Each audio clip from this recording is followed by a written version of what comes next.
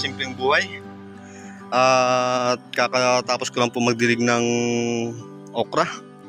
Bali triple 14 po at kaunting urea. Pinaghalo ko po yung dinilig ko dito. Bali drenching method po ang ginawa ko pagdilig po ng abono sa mga tanim kong okra.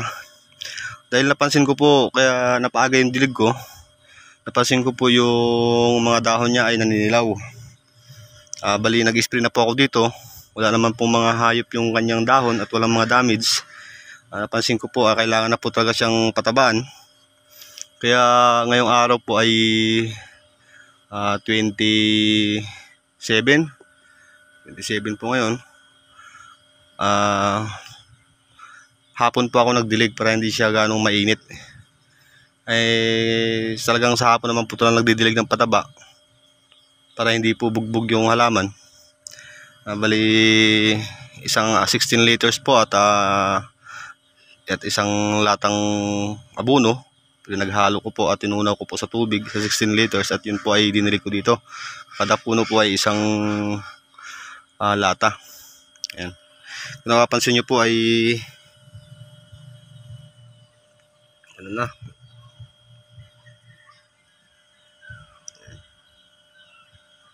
napapansin nyo po ay naninilaw na yung ibang dahon at nangungulot. Dahil ito po ay sa epekto ng ano po yan, insecticide. Pero makaka-recover po yan agad. Kapag yan kain na po nila yung abono, makakabilo na po yan sila. Bali bukas po ng umaga kapag hindi po masama ang panahon, pag may init po siya, bali pag uwi ko po galing sa trabaho, pag panggabi po si duty ko, ayan, didilig po ako dyan. Didiligan ko pa yan sila. Ngayon po sana magdidilig sana ako pagkatapos ng pataba. Pero basa pa naman po yung lupa. Hindi siya ganong mainit dun sa ugat, yung abono. Bali bukas na lang po ng umaga dahil malamig naman po sa gabi. Ayan. Pati yung mga tanglad rin po doon, dinilig ko na rin po. Ito yung okra, yung sitaw po, bali next ano na po ito, next 2 weeks. Sunod ng 2 linggo po. After 2 weeks, didilig na po ako dito dahil maganda po yung kanyang dahon. Epekto po yan ng gamot pataba na dinilig ko nakaraan na triple 14. Ayan. Hayaan ko muna siyang lumago. Pag napansin ko po na payat at dilaw yung dahon, tsaka po ako mag-a-apply. Dito po sa ilalim, sa unang update ko lang po kayo sa sitaw.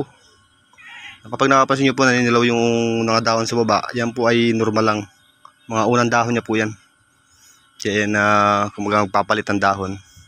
Minsan nga po, pinopruning pa po yan eh. Pero update ko po kayo kapag nag-pruning pa ako, bibidyo ko po. Balik kanina pala, nag-harvest na kami ng saluyot. Hindi lang po namin ang videohan dahil ginagamit po ng aking anak ang cellphone.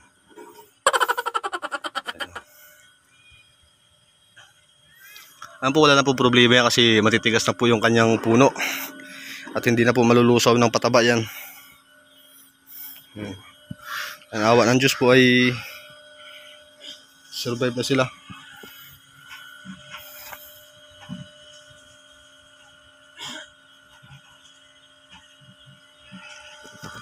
Ayan po mga simpleng buhay at in-update ko lang po kayo. At sana po ay supportahan nyo pa ang aking YouTube channel. At hanggang dito lang po ang aking video. At ako po ay duty.